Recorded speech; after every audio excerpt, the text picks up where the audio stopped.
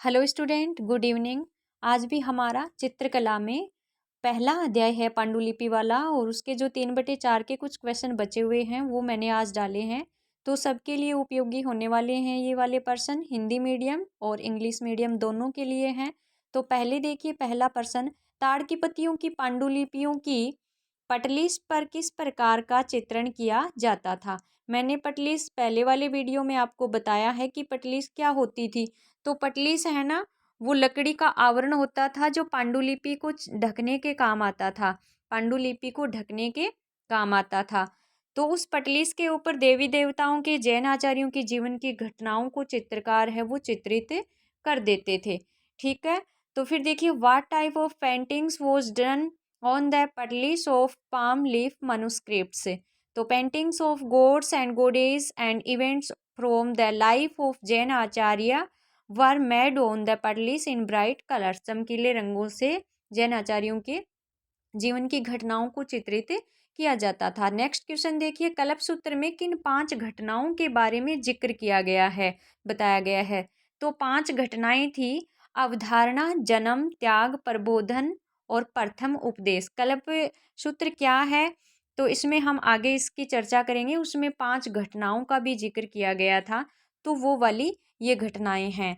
तो what are the 5 incidents mentioned in Kalpa Sutra. तो conception, birth, renunciation और इनलाइटमेंट और फर्स्ट sermon, इन 5 घटनाओं का चित्रण किया गया था।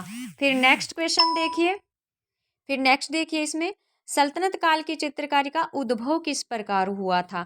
तो भारत में सल्तनत वंशों के शासन में कुछ मध्य एशियाई कलाकार आए थे, जो कि मालवा, गुजरात आदि केंद्रों के स्थानीय कलाकारों के साथ मिलकर के दरबार में कार्य किया था। तो स्वदेशी कला और पारसी कला की विशेषताएं आपस में मिलकर के और फिर एक नवीन सल्तनत शैली का विकास हुआ था।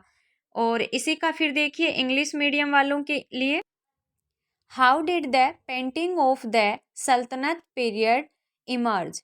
तो under the rule of Sultanat dynasties in India, some central Asian artist who started working in this court along with local artists from central like Malwa, Gujarat, etc. Then the features of Persian art mixed with indigenous paintings methods, which led to a new art style, Sultanate painting style was born। तो इस प्रकार से जो विदेशी Persian और स्वदेशी कलाकार थे, उन्होंने और मिलकर के इस कला परंपरा को विकसित किया था, सल्तनत कला को विकसित किया था। अभी नेक्स्ट क्वेश्चन देखिए, कल्पसूत्र क्या है। तो कल्पसूत्र है ना, वो जैन परंपरा में और सबसे ज़्यादा चित्रित होने वाला ग्रंथ रहा था, सबसे ज़्यादा चित्रित हुआ था ये। और इसमें इसका जो एक भाग है उसमें 24 तीर्थंकरों के जीवन की घटनाओं को भी बताया गया, वो भी गाते हुए बताया गया है कल्पसूत्र में। याद रखना, 24 जैन जो तीर्थंकर थे उनके जीवन की घटनाओं को गा करके इसमें बताया गया है। और सबसे ज़्यादा चित्रित होने वाला यह ग्रंथ था जैन परंपरा का। और इसी कल्पसूत्र में जो पीछे हमने 5 घटनाओं का जिक्र किया था, वो वाली घटनाएं भी चित्रित हुई हैं इसी के अंदर। ठीक है। तो फिर नेक्स्ट देखिए, इसी में व्हाट इज कल्पसूत्र। तो कल्पसूत्र क्या है।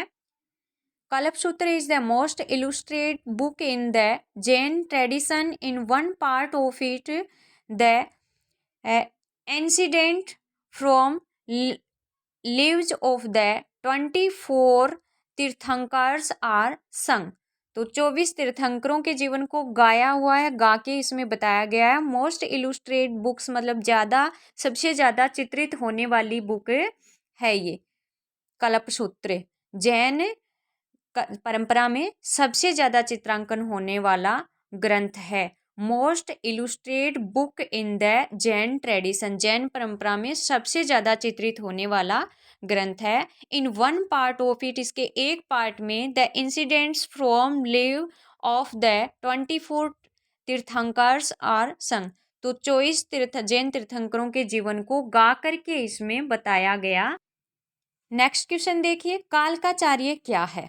कालकाचार्य कथा क्या है? तो कालकाचार्य कथा में ये थी जैन चित्र शैलियाँ थी। ये जैन चित्र शैलियाँ थी, जैसे कल्पसूत्र है, कालकाचार्य कथा है, संग्रहणी सूत्र है, उत्तर ध्यान है, जो कि मैंने कल बताया था इंपॉर्टेंट क्वेश्चन है। उत्तर ध्यान में महावीर स्वामी की शिक्षाएं लिखी हुई है। तो ये क्या हैं? ये जैन चित्र शैलियाँ हैं जो ताड़पत्रों पर चित्रित हुई थी। किस पर?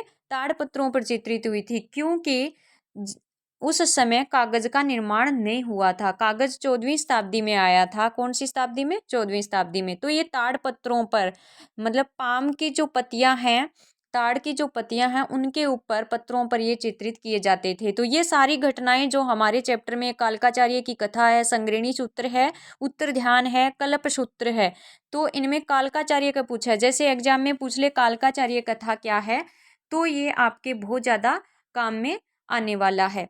तो इसमें देखिए, कालकाचार्य कथा है ना, वो एक कालक की कथा है। एक कालक होता है और जो अपनी साध्वी बहन को, आचार्य कालक होता, आचार्य होता है कालक, और साध्वी बहन को एक दुष्ट राजा से बचाने के अभियान पर निकलता है। तो उसमें कालक की जो साहसी घटनाएं हैं उनका चित्रण किया गया है। आचार्य कालक के साहस की घटनाओं का इसमें चित्रण किया गया है। फिर देखिए इसमें, तो आचार्य कालक की साहस की घटनाओं का, उनकी वीरताओं का वर्णन किया गया है। जैसे अपनी बहन का पता लगाने हेतु जमीन का शुद्धिकरण करते हैं, फिर वो अपनी जादुई शक्तियों का प्रदर्शन करता है, और उसके बाद अन्य राजाओं से जानकारियां बनाता है, संबंध बनाता है, और उसके बाद में वह उस दुष्ट राजा से लड़ता है। ठीक है। कालकाचार्य कथा में कालक आचार्य हैं और जो अपनी साध्वी बहन को एक दुष्ट राजा से बचाने के अभियान पर निकलते हैं, और फिर वो अपनी शक्तियों से अपनी बहन का पता लगाने हेतु प्रयास करते हैं। तो उनके साहस की, आचार्य कालक के साहस की एक कहानी है कालकाचार्य कथा। और ये सभी कथाएं जैन चित्र शैली में चित्रित हैं। ये पांडुलिपियों पर चित्रित भी की गई हैं, मनुस्क्रिप्ट से बनाई गई हैं ये। तो देखिए, what is Kalakacharya Katha? Kalakacharya Katha is a Jain painted text.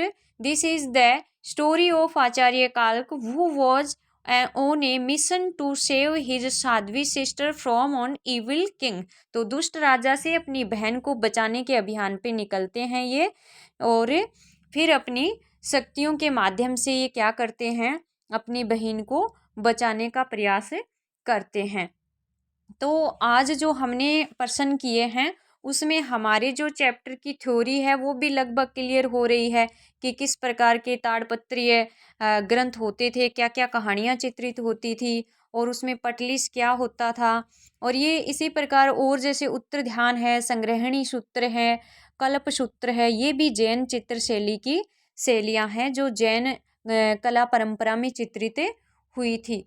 तो इसी प्रकार इस चैप्टर का जो भी कुछ इम्पोर्टेंट बचा हुआ है उसके लिए आपको एक वीडियो और मिल जाएगा। और ये वीडियो अगर आपको पसंद आए, आपके लिए ये फ़ायदेमंद रहे, तो आप ज़रूर इसको सब्सक्राइब करें। और फ़ायदेमंद तो बच्चों रहने ही वाला है, क्योंकि परीक्षा की दृष्टि से महत्वपूर्ण प्रश्न है ये। पहला जो हमारा अध्याय है वो इस बार हमारे आने वाला है। प्रश्नों की जो शुरुआत है वो यहीं से होने वाली है, और इसमें छोटे प्रश्न हैं वो ज़रूर आएंगे। ताड़पत्रों के बारे में, मनुस्क्रिप्ट्स के बारे में ज़रूर पूछा जाएगा। तो वीडियो को देखें और एक नोटबुक लेकर के, और उसमें ये सारे छोटे छोटे जो क्वेश्चन हैं वो नोट कर लें, ताकि आपको एग्ज़ाम तक फ़ायदा मिल सके। धन्यवाद।